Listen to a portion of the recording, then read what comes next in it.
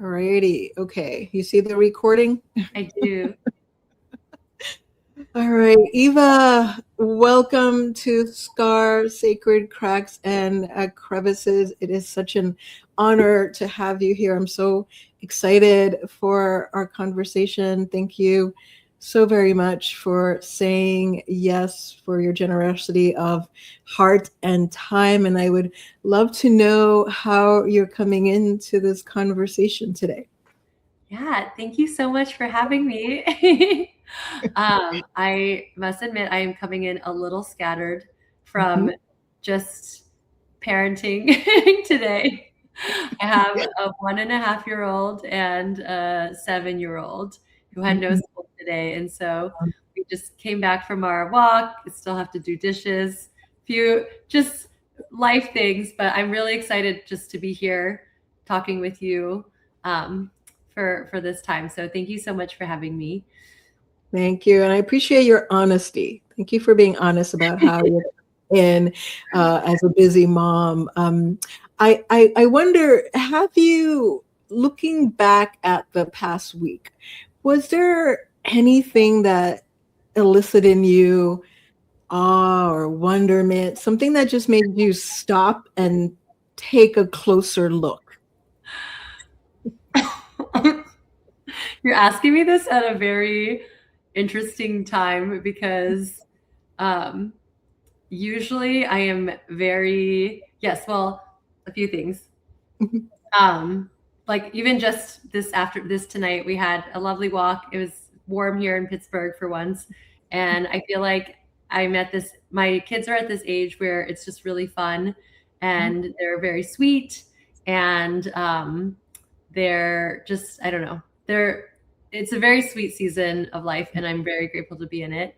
I am a little bit embarrassed to say this past week, I have gotten completely derailed in my normal practices of like mindfulness and my normal practices of work. And I got introduced to this TV show that I binge watched for 4 days in a row.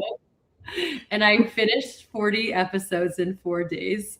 And I think it was my brain just saying, you need to find something for pleasure and only pleasure and not to be productive. Because I typically turn my passions and hobbies into businesses and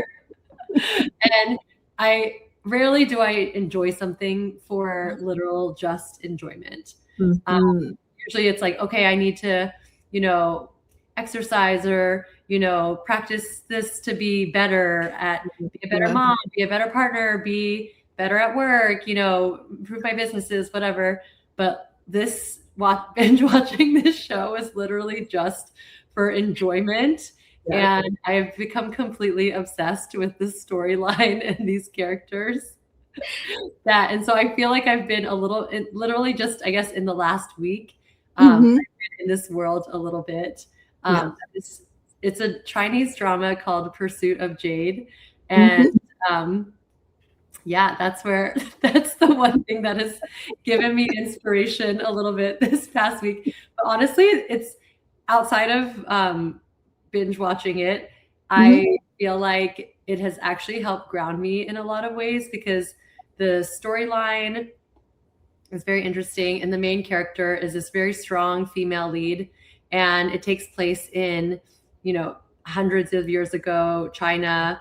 And she lives in a very simple town. And you kind of you see how there's no plastic anywhere, right? Everything is farm to table.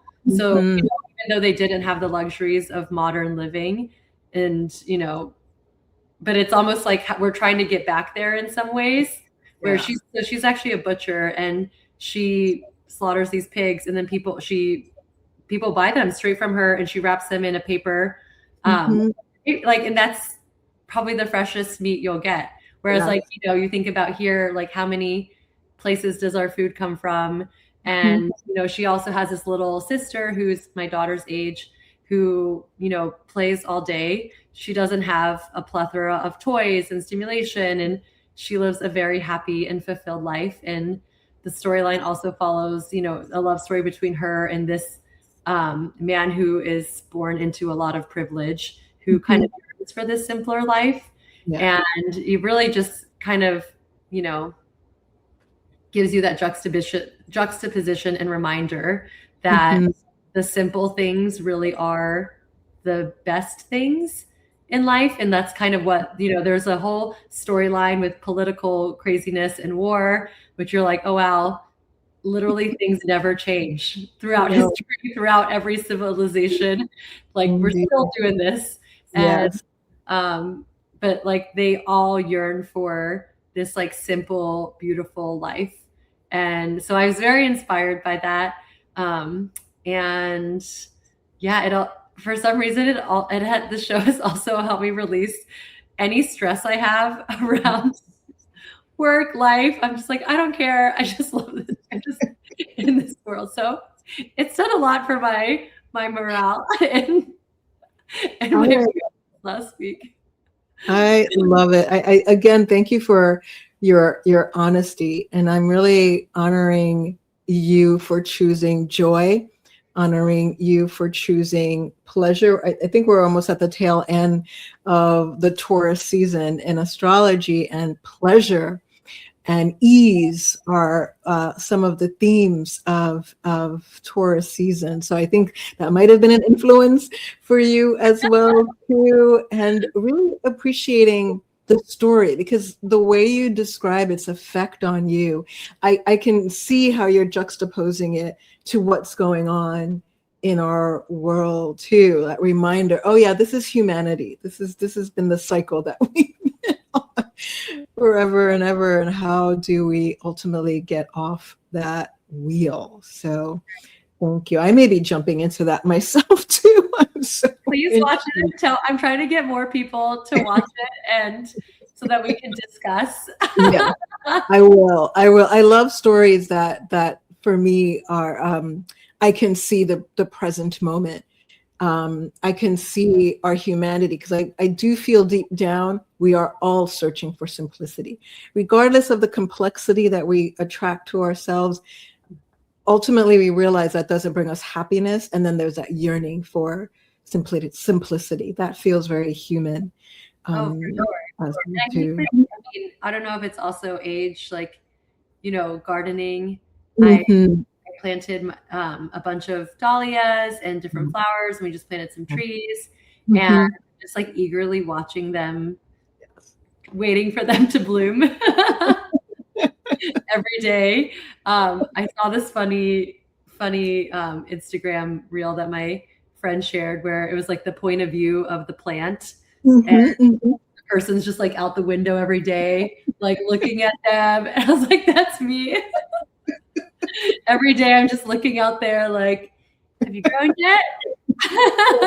What's going on? What's taking so long? And of course, like, all of a sudden today, actually, they all popped and some bloomed, and it's a reminder that everything in its own time, right? Absolutely, everything in its own time. What a reminder, right? This is the nature as being teacher. You reference your two beautiful children, and what has parenthood taught you, Eva? How has it changed you? That's a loaded question. Oh my gosh. Wow, so many things. I kind of don't remember my life before becoming a parent in many ways. I feel like I love being a parent. It's very exhausting at the same time. And I don't miss like my pre-parent life at all. I know sometimes a lot of people miss like their pre-parent identity. I don't really miss that at all. And I really love this season.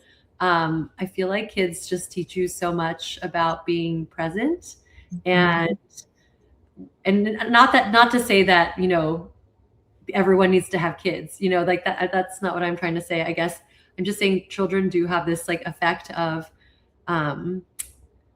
just, because they are present. They're not thinking about the future. They're not thinking about the past, although they do remember a lot. Like They do. They do.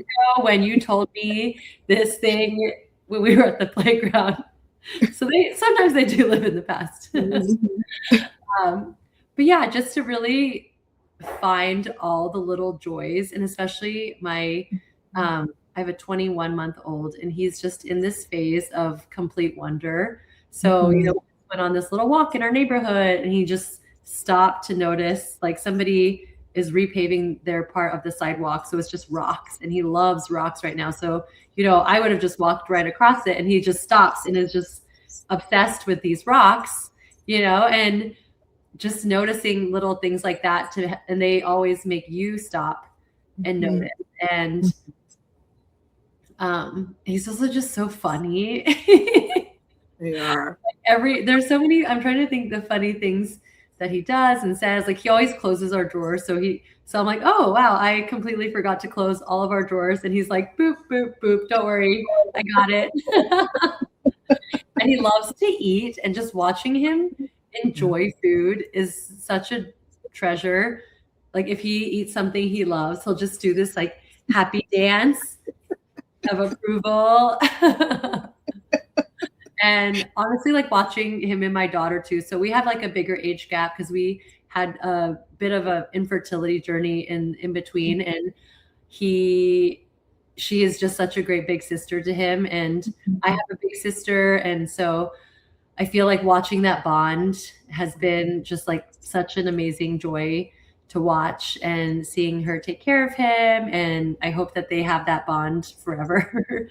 I know I can't control their relationship, but as much as we can while they're under our roof, to really try to foster that as much as we can. And I hope they lean on each other. And I know they'll go through ups and downs, just like my sisters have, and I think all siblings. But yeah, it's just, such a sweet season. And every time I see teenagers, I'm terrified. Like, I'm not ready to handle these real issues, but I just love this space, and like after school today, my husband and my daughter were making ice cream from this little kit that she got for her birthday, and just seeing her say, okay, I'm going to like do an experiment with whole milk versus cream, and just seeing that curiosity start to spark and wonder. And it's just like, there's just so many layers of awesomeness and getting to witness the growth of these kids. And don't get me wrong, it's also incredibly challenging at times.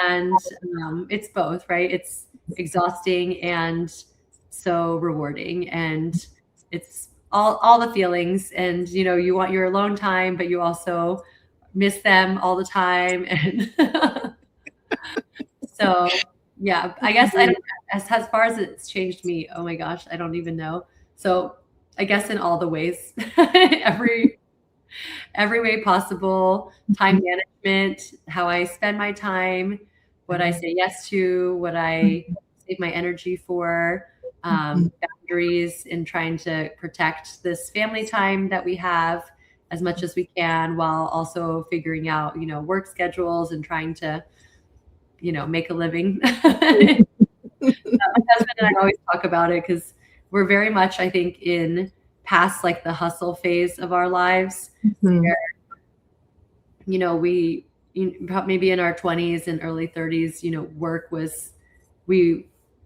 everything, right? You're trying to make a life for yourself, save all the things. And now I feel like we have shifted, especially since we have young kids. And I'm really grateful that he's also on the same page with this, where we both are very aware that this season of life is very fleeting and very short. And even just looking back at pictures of my daughter from 3 years ago, 4 years ago, we're like, oh my gosh, like, how is she so big now? And it just goes, and like, I know we were present for it all, but it's still, it's just, it goes by so fast, like everyone said. And so we're really trying to balance work and life, and so that we can really be present for this season of our kids' life. Wonderful. Thank you so much for sharing so generously. I have a soon to be 7-year-old niece, Oh, and I literally remember like yesterday when I met her when she was 9 months old, and I look at her and I think, what? yes. What? The disconnect for me. What Yeah. happened to the little munchkin? Yes. Uh, so it does go very fast, and I so appreciate what you said in terms of being present, because I think that's what kids need. I once read that the first 7 years of our life, those are our foundational years that really determines the adult that you become. So I always remind myself of that when I'm with my niece and share it with our family as well too. Like, we're pouring into her, and we want to pour into her love so that she brings that out into the world. And Yeah. She's very lucky to have a great auntie like you. thank you. As your kids are blessed, I can see your love shining through. And speaking of kids, this beautiful book of yours, which has become a favorite of mine. I even wore colors to match the book because Oh my gosh. Thank you yeah, so much. indeed, I love this book so very, very much. And in the book, you dedicate it to your children. I do. And so I feel like writing a book, any kind of creative endeavor, and you're creative, is a sort of a birth as well too. So I would love to hear the story of how you birthed this Yeah. truly special, transformative book. Well, a few fun things. So we actually finished the book about I think 3 weeks before my son was born. And Ah, so in your edition, I don't have their names in it because he wasn't born yet. mhm, But I mhm. just ordered a second print run and it does have their name. I changed the title page Ah, to actually have their names. um, yeah. but yeah, it definitely birthing a book was definitely like birthing a baby in a way. And my illustrator was joking. She's like, I think you're going to birth this baby and book at the same time. I was like, that is kind of what happened. So I actually had the idea back in I want to say 2023. I've had this idea for a long time. So I used to teach yoga, but I've always been practicing mindfulness and meditation. And my favorite part of yoga is actually the yoga philosophy behind, so not necessarily like doing poses or the physical aspect of yoga. It's the philosophy and that part of how we use yoga off of our mats is Yeah. what I interests me the most.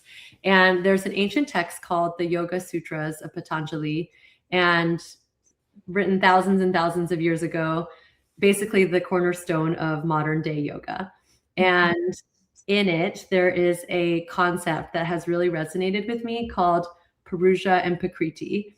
And Purusha is this idea of, it's the name of our soul, our spirit, something that never changes. You can call it God, you can call it universe, like whatever word resonates with you. It's just something that is infinite and never changes. And that's within you. And that's your true nature, right? So we are all these beings of love, these beings of God. That is who we truly are.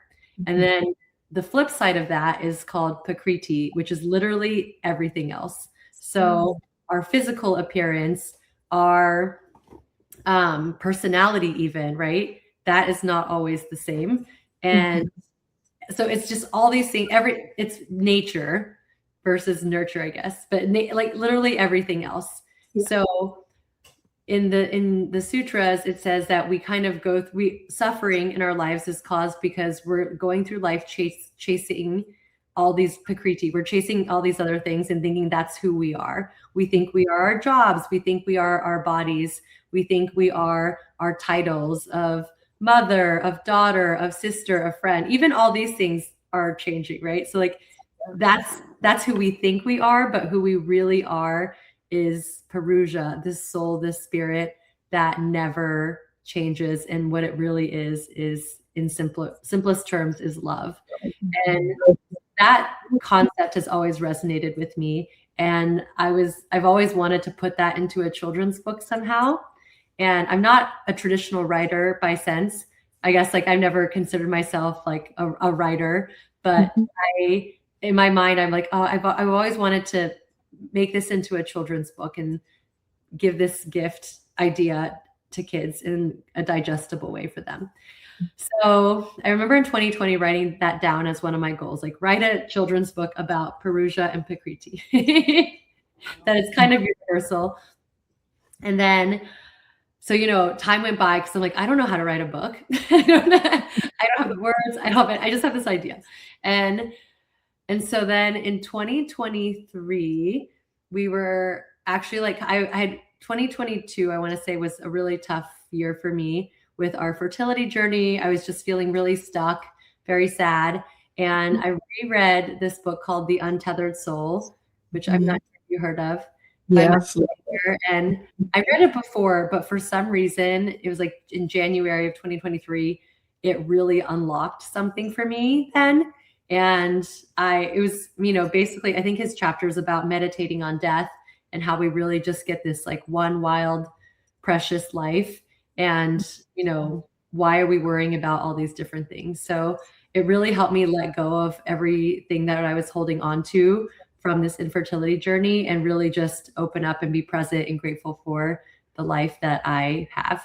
And I think by doing that, so I was in California visiting my family, read the book again, and came back very like kind of renewed, refreshed. I had all these ideas for my photography business because I am a photographer by trade. And I had all these ideas one night and I was going through, I was like, oh, I'll do this project. I'm going to go into this. And when the ideas start running and so late, I like couldn't go to sleep because I was so excited. And then I think at like 1 a.m., the first line of this children's book kind of downloaded into my head. Wow. So I don't know if you've read Big Magic by Liz Gilbert. My favorite book of all time. Okay. Yeah. I knew you would know it and love it. But it felt like a big magic moment where the idea like came through me. So it was that first line, like deep within you is a very special spark. It's the light you are born with that never goes dark. And I was like, oh, was that the first line of my children's book? And so I remember I grabbed my phone and I'm always typing a million notes. And I kind of just started going and writing the first draft of the story. And I stayed up till 5 a.m. finishing the first draft. And I remember thinking, oh my gosh, I have to get up in 1 hour because my daughter's going to wake up. Because I think she was only like 3 or 4 at the time. I'm going to be so tired. But it's funny because I actually wasn't tired for 2 days straight because I had so much adrenaline, I think, and excitement around the project. And so then I remember calling my friend the next day who is a published author of adult literature, and she does book editing. And I was just like, what do I do next? Like, what do I do? And she kind of advised me on a few different things. And she was one of my editors too for the book. And so from then I kind of just learned as much as I could about the book publishing process, traditional versus self-publishing. And I always knew that I wanted my friend Katie Rogers to illustrate the book. So we had actually gone to college together at Carnegie Mellon in Pittsburgh. And she has gone on to become this very renowned artist, and she's super talented. And I reached out to her and I kind of caught her at the right time in her career also. She's kind of shifting her art. She just moved to New Mexico and she read one of my first editions, I guess. And I guess she had been approached about doing books before, but my story really resonated with her and where she was in her life. And so it was, again, very serendipitous, and she said yes. And so over the next year and a half, we worked on this project together.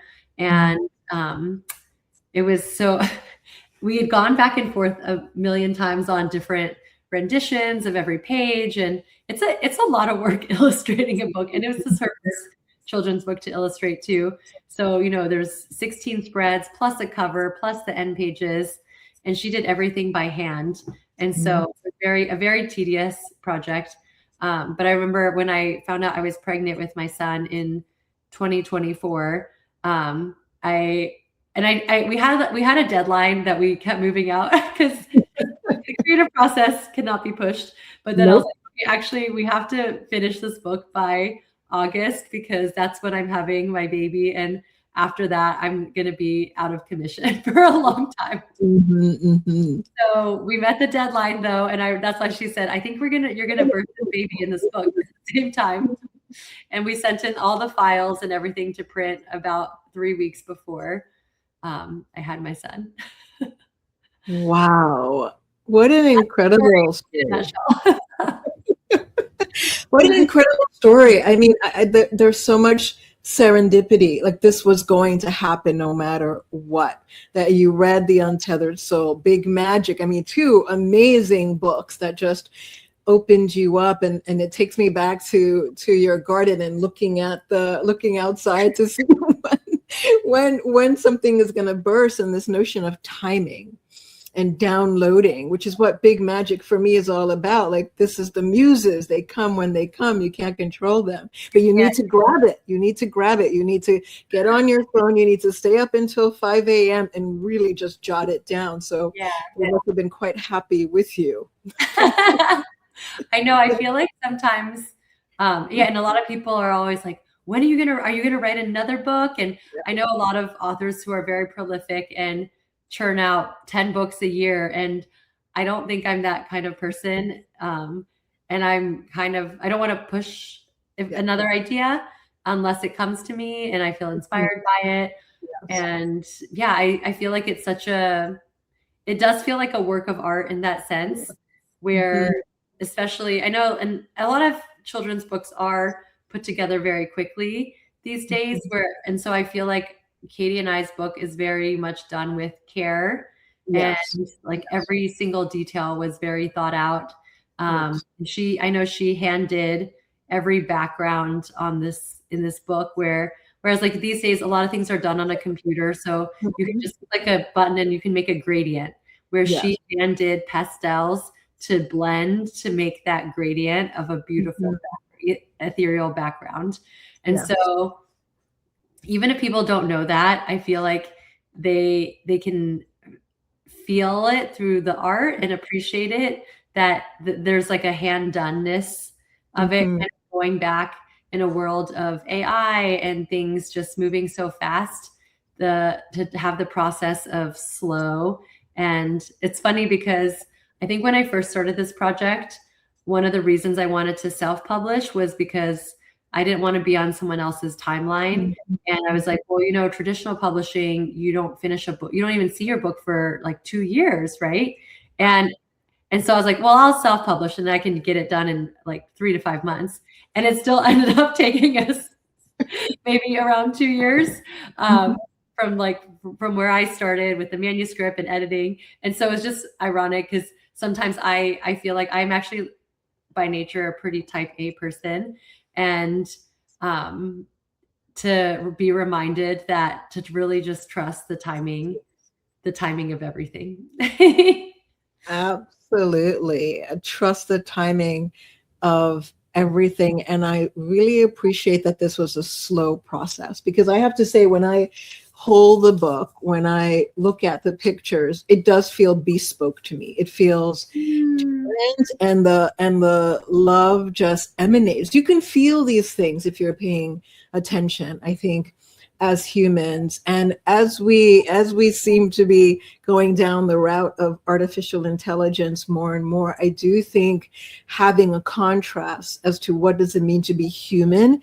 What does it mean when things are natural? What does it mean when love is poured into something is exceedingly important. So your book actually comes at a very pivotal time, I think, in the path of humanity. we need bespoke, and also appreciating that you're not going to rush the next book.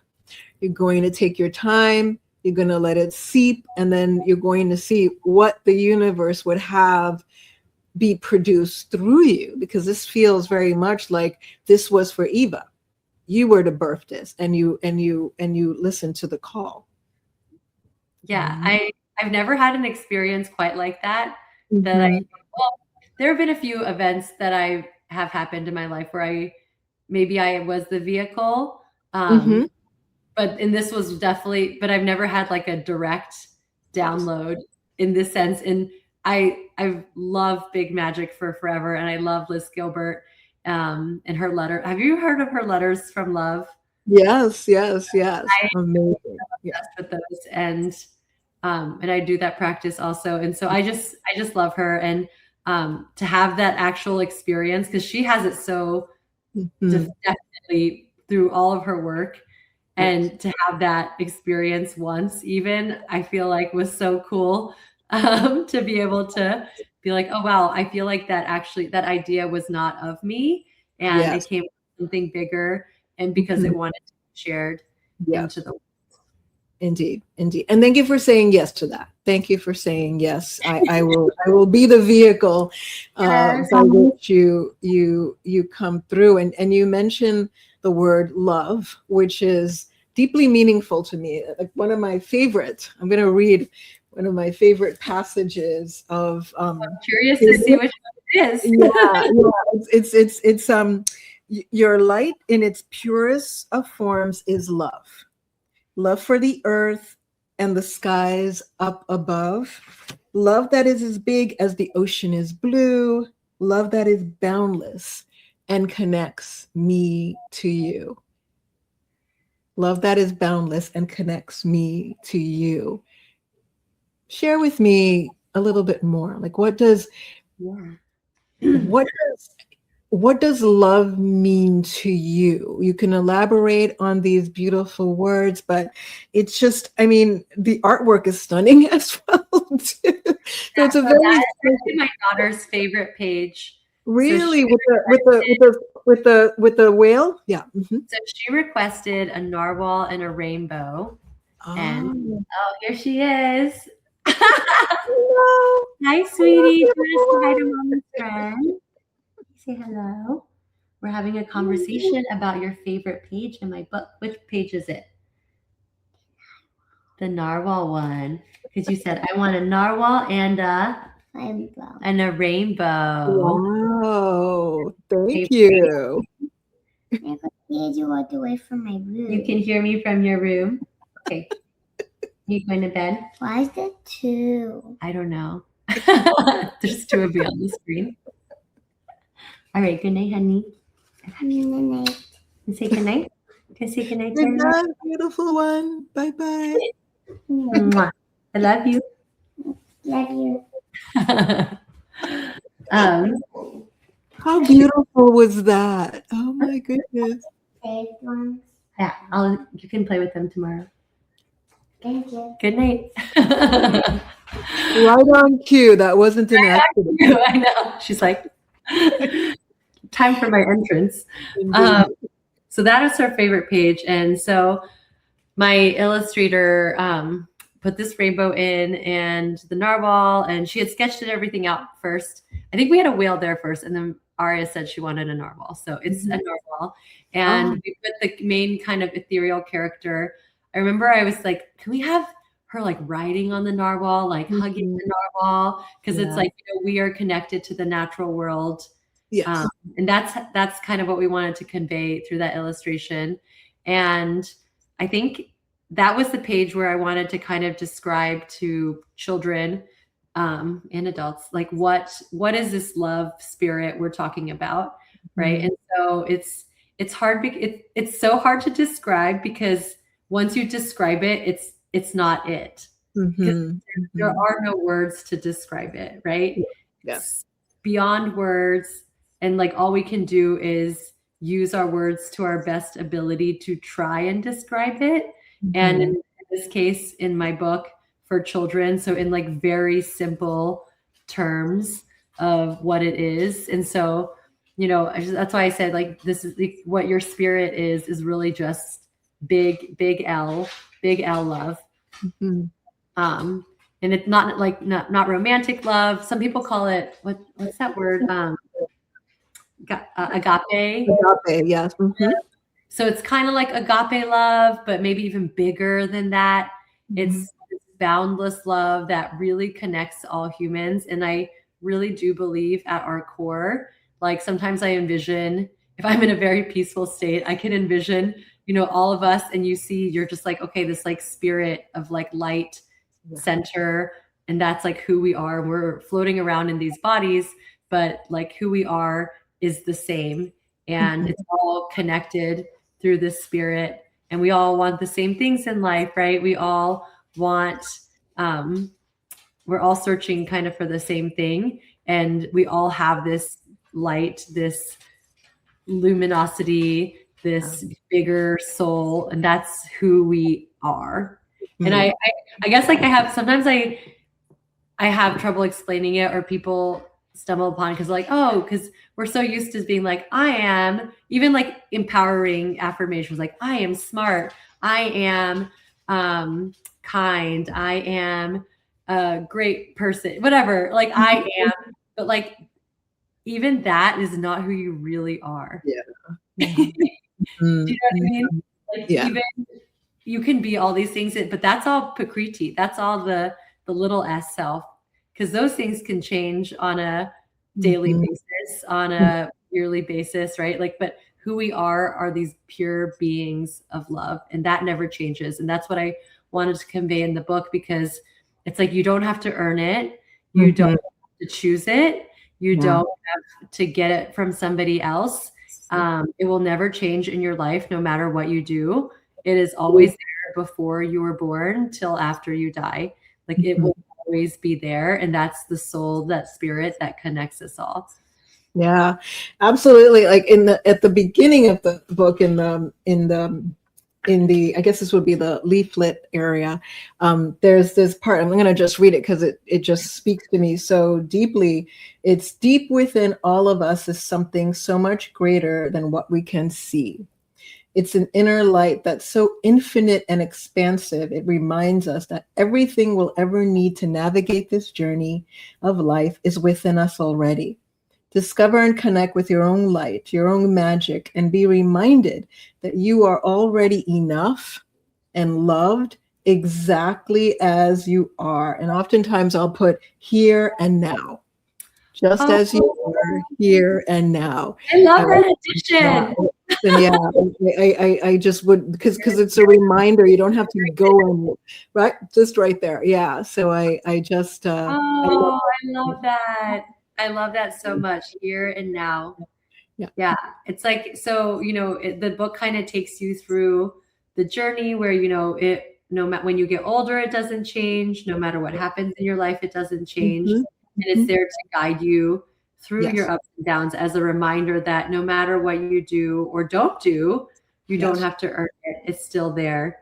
And like, that is who you truly are. And it's funny because I was curious what page you resonated with the most, because the page that I resonate with the most, and I think I wrote it for myself as like a type A achiever, daughter of immigrant parents, is that it was the one, it's like you have nothing to do, nothing to prove, enough just by being. Hold this to be true. And I have to read that to myself a lot. It's really so true. Yeah. Even when I was launching the book, like it was kind of stressful because I was like, I wanted to put it out there as much as I can. It took so much work. I still had a baby at home, trying to like just manage this all. And I remember like reading that line to myself a lot. Yes. And what that reminds me of, Eva, is it's a children's book. And I feel that it speaks to the inner child in all of us. During COVID times, I would do adult story times. So I would open up a Zoom room. It would be late at night, all cameras off. Everyone is just in bed. It's just me reading a book. And I will be doing those again too, because people keep asking. And I will include your book as well as just things. I just feel like this is what we need to hear as adults, with our little child self. Like that child doesn't go away, and that child needs to hear that, because that child is really our subconscious running the show. So I so appreciate that you know that you need to hear it, as I need to read and hear what you share, that you are enough. How many of us actually hear those words and embody and believe those words? So it's beyond children. It's a constant practice, constant. And I honestly think that this book is secretly for adults, as are a lot of children's books. And yes, agreed, 100%. Yeah. I made this little montage of adults who told me they cried when they read it because it hit a note with them. And I do think the concept is, depending on the kid and the age, it is maybe a little bit bigger for them to understand, because kids are like very tangible, like what is it's something you can't see or touch, so it's very hard to describe. But for adults, it's like, oh my gosh, these are the affirmations, the words that I needed to hear, that like I don't have to hustle and do this and prove this to like earn this love. Like I am this love. Indeed. And it's coming from me. So that's my offering to the world. It's a beautiful offering. And I think with kids, for me, with my niece, I know she's absorbing it. I know for me, I feel as if I'm planting seeds whenever I say these words to her. I want them to be stored somewhere so she can access them when she needs to. Yes. And I think that's the hope, right? There are so many more children. I feel like, when I was growing up, and probably when you were too, like the children's books out there, the classics, are not necessarily talking about this stuff at all. Like Midnight Moon, it's a classic and it's great, but it's just, putting a kid to sleep. And I feel like there's definitely been a trend, I think, of books, children's books especially, these days, of positive affirmations and hearing words like this, and reminding kids of, even if they don't get it completely right now, you're right, like we're planting the seeds so that they have the foundation, so that when they need to access them, maybe later in life, that they are pulling from this toolbox. Absolutely. That's yeah. And it's a different world too. And I think that they need it. I also feel like the children being born now, your young ones, are different. I feel like they're different on a fundamental level, and have what it takes to appreciate this a little bit more than the humans 20 years or so. That's just my hope and prayer, that that's what's happening in the world. Hope so too. I hope so too. I want to go back to your photography, because you mentioned, because that you appreciate art and that you are a creative is very apparent in not only this book, but your utterly beautiful website. It's very precise. You have a beautiful eye. And I would love to delve deeper into photography and your creativity. Have you always been creative? Have you always had such an eye? And also, are there similarities between writing a book and photography? Yeah. Thank you for asking this. It's been so long that I've been a photographer. I forget about this journey too, because it was kind of a crazy one. So I grew up, kind of your traditional Asian kid. My only goal was to get into an Ivy League school in high school. Like I thought that was my life's purpose. I feel like my parents kind of drilled that into me. And I think I have always been creative.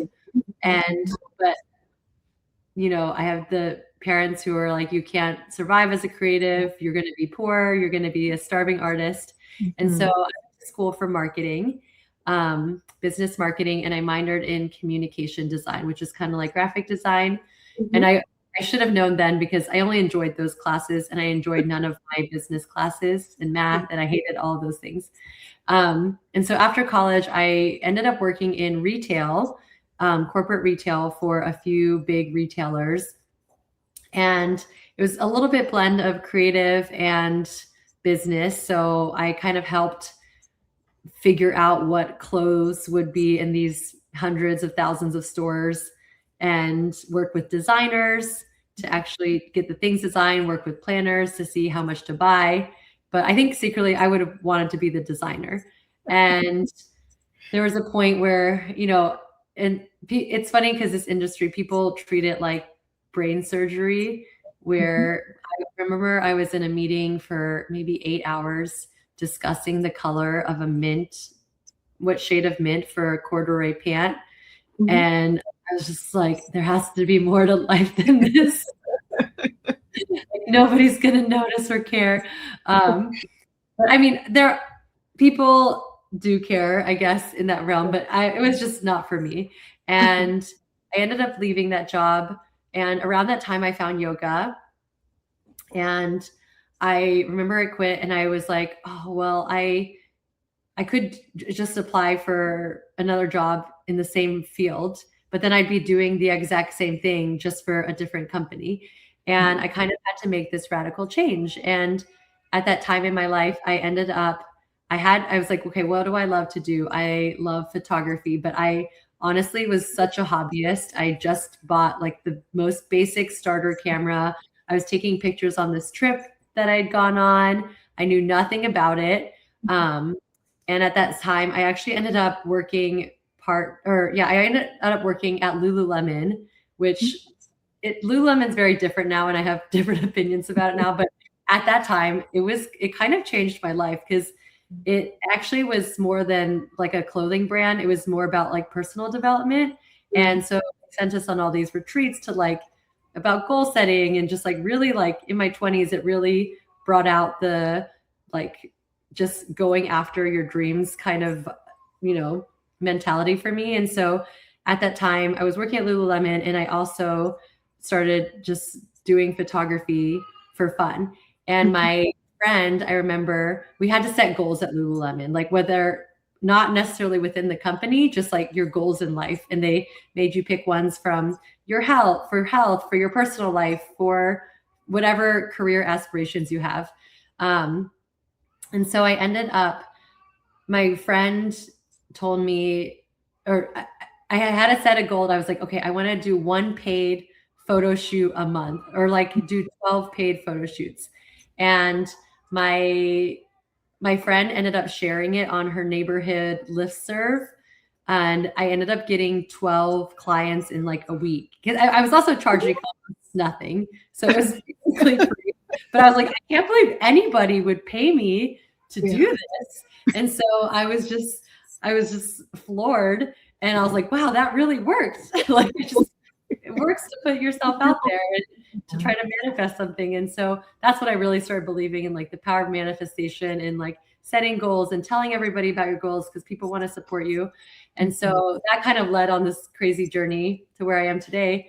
But I ended up just kind of being self-taught and learning. And, I think with photography, the biggest thing is just practicing. And so, I photographed everything that I could, every gig. And then obviously, like as time went on, I became more picky and, had to set boundaries around my business and like more of what I wanted to do. But yeah, it was kind of an amazing journey. And so that was in 2012, I want to say, when all that happened. And then in 2014, I remember it was time to leave Lululemon. And that happens a lot, I think, at Lululemon, where people have goals outside the company and the company kind of helps you push you toward your goals. And so a lot of people end up leaving because they're like, thank you for helping me realize my goals are not actually with the company. And so it was a very bittersweet leaving. And I was, really good friends with my manager at the time. And I was like, is it time to go? And I was like, I think it's time to go. And it was a really nice, exit. And I still keep in touch with a lot of people there. And I did their photos for a while for the store. And yeah, so ever since then, I had traveled around the world to do weddings and gotten to shoot just like some really beautiful places. And just, yeah, I feel like photography just really helped me connect with a lot of people, and I realized like I really love working with people and helping in that way, kind of like bringing out their inner light, helping them feel beautiful in front of the camera, because most people don't. They feel awkward, they feel self-conscious. And so I think my job is to kind of be that light for them, to shine that mirror back. And through art, through photography, and also through just like the experience itself of working together, kind of have photographs that they love and that they can really see themselves in. And so, yeah, I've been doing that for the last 14 years, which is so crazy. And yeah, it's so crazy that was, it feels like just yesterday in a way, but I've been doing it for a really long time. And at the same time, also, when I left Lululemon, I finished my yoga teacher training. So I taught yoga for, I want to say, around 7 years until I had my daughter, and then it didn't make sense, like time wise, to do it. But I've always still like loved to practice and still try to embody the philosophy into my everyday life. And so even when I stopped teaching yoga, I was like, how do I keep, bringing yoga into my life, into my craft? And I think with this book was just like another vehicle to be able to do that. Absolutely. Absolutely. Thank you so much. What a wonderful philosophy that is for a company to really grow their people. I just find that astounding. Thank you for sharing. And look what it led to. Thank you, Lululemon, for I know, it's so crazy because I feel like a lot of people at Lululemon go on to do really like big things because the company really pushed us. And I remember our first training, and I thought it was like, it was like an offsite training. I thought we were going to learn, I don't know, retail. I don't know. I thought we were going to learn, but we ended up learning, it was all personal development about the stories we create in our head. It was very much yoga based. Like, here's like what your mind thinks, and here are the stories you make up in your head, but what's actually true? Or is it your mind, hanging on to the past? It was a lot of like, almost like therapy. And it's just, it definitely helped me send me on this different trajectory for my life. And that combined with, I think, really diving into yoga and doing my teacher training and just doing my own self-study, it kind of led me on this, yogic mindful path for the last 14 plus years.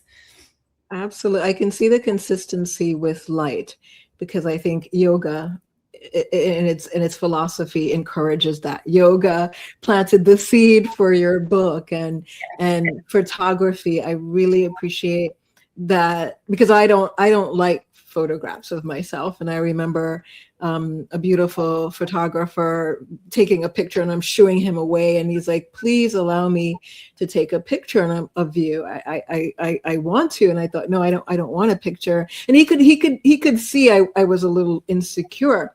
So he quietly took pictures of me and he sent them to me. And I looked at those pictures and I thought, is that me? I mean, so it's true. Like with a photographer with a heart, a photographer who can see your light will bring that through. And it's a healing gift. So I'm sure that you've heard it from other people as well too. And I can share from personal experience that it really changed me. I felt loved. I felt seen. Yeah, I love that so much. That's actually, I feel like my company motto. Like I want photos that help people feel seen and loved, and that they are beautiful inside, and like to really capture their essence and spirit. Indeed. And that is, again, looking at the world that we're currently in, remembering remembering our true essence, not the facade. And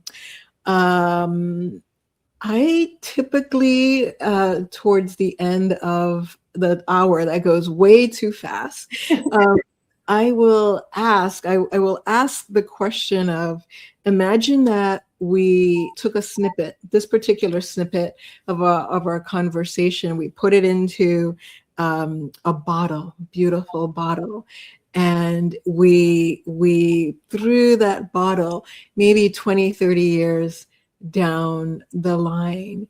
Is there a message that you would want our humans in what we're 2056, let's say, what message would you have for them? I think it would be the last line of my book, which actually in the second edition, I changed one word. I actually went back and forth. So in the book you have is, you are a being of infinite love. And in the next edition, or not an even edition, but just this updated print run, I wrote, you are a miracle of infinite love. I just changed that word. And it's funny because the day I released my book, I remember going into my husband's home office and just like lying on, because it's also our guest room. I like laid on the bed. I was like, Art, I wish I wrote miracle instead of being. He's like, relax. Like, your book is out. Stop trying to change everything. But then for the second print run, I just felt like the word miracle elevates and like captures like how I feel about the human experience and getting to be here on Earth in Earth School. And no matter where our country, our world is in 30 years with technology, AI, all the things, like just to keep grounding in this idea that we are all these miracles of love, and to be able to experience this life as such a gift. I actually have on our mantle this quote that my husband painted, and it says, every moment is a miracle. And I know it's so cheesy and it feels cheesy, but I actually heard it on Oprah once, an Oprah podcast, Super Soul Sunday, where who is it? The designer Nate Berkus. His story was pretty crazy. I think him and his partner at the time were in Thailand or Southeast Asia, and there was a typhoon, and his partner got washed away. You know the story. It was so crazy. And I just remember hearing this podcast and sobbing, and she was talking to him about the experience, and she's like, you know, what do you take away from this? And I just remember him saying, every moment is a miracle. And it's such a reminder. And that's, you know, I think the chapters that resonate with me most in Untethered Soul also, the chapters meditating on death. And, you know, we go through life thinking that we're kind of invincible in many ways, and to really truly appreciate that like anything can happen at any moment, and like every moment that we get is truly a gift. And it's such a gift to be here. It's such a gift to talk to you. It's such a gift to eat the dinner that I got to eat, to be able to spend time and have the family that I have, and just everything. It's a gift. It's all a gift. The hard stuff is a gift too, even though it doesn't seem like it at the time. Indeed. Yeah, everything is a gift. And with your permission, I'd love to delve deeper. When you, what does miracle mean to you? How do you define it? Miracle. It's just great question. I feel like miracle, it's almost hard to describe, just like the big L love, where it's like just so miraculous that we're here, and that we're in this moment in time, that our paths have crossed at this time. It's a miracle that every single thing had to happen for you to be here in this moment, for us to have this conversation. Just there's so many things that I think we take for granted, that we were just like, oh, you know, I'm here. This is my life. This is my job. This is my house. But like so many things had to happen for that to happen. Like if you think about your great grandparents and like how they had to meet in order to like have the next generation, like there's just, and for them to go here and make this decision, and there's just like a million moving parts, and like for that all to come together, for you to be here in this moment and experience what you're experiencing, is just a miracle. There's no synonym for that I can think of for miracle that defines miracle the way I want it to. Indeed. Thank you for attempting it, because it's such an example of how boundless words energies like miracle and love are. And that I think makes them special. So that it's not so easy is part of it, I think. Yeah, and I think that's like kind of why I wanted to change it too, because I feel like being for kids is maybe I think for adults it resonates too, because it's like you're being, you're like, we're not human doings, like we're human beings, like who you are in the world. But I feel like the word miracle is just such a reminder, especially for little ones, that like they were put on this earth at this right time, this exact time. Indeed. Indeed. Indeed. As you're speaking, I feel like with miracle, there was a deliberateness to your existence. There was a deliberateness to this moment. Yes. So yeah. So thank you, Eva. So very much. What a beautiful, heartwarming conversation. Thank you for this amazing book that I just love and has really changed me. And I look forward to continuing to share it with people I love and people who are a little bit challenging to love, but still.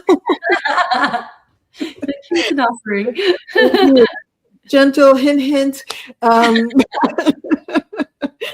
Really, really, thank you for being an inspiration for what you put into the world through yoga, through your photography, through your books. I really look forward to seeing what else is birthed through you, because I think there are more things coming. Oh, thank you so much. And thank you so much for offering this space for me to share and having this conversation. I really love chatting with you. I know we've only met online, but I feel like we're kindred spirits, and Absolutely. I really appreciate this space and this opportunity. Thank you. Thank you so very much. I'm going to stop recording and then we're going to see how, okay.